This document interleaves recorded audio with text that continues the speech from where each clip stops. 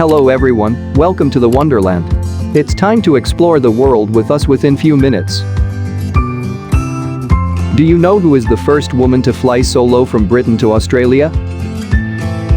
Amy Johnson was a pioneering English pilot who was the first woman to fly solo from London to Australia. She was born in 1903 in Kingston upon Hull, East Riding of Yorkshire.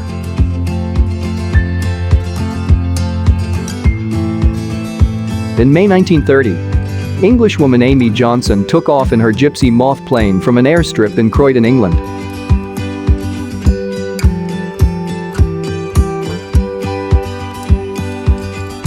She flew 17,700 kilometers to land in Darwin, Australia, 19 days later.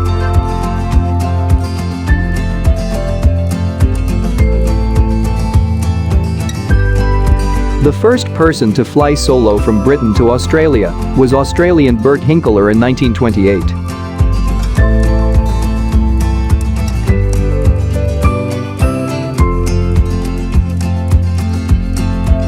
Thank you for watching our video. Stay tuned with us for more and exciting facts in our universe. Like, share and subscribe.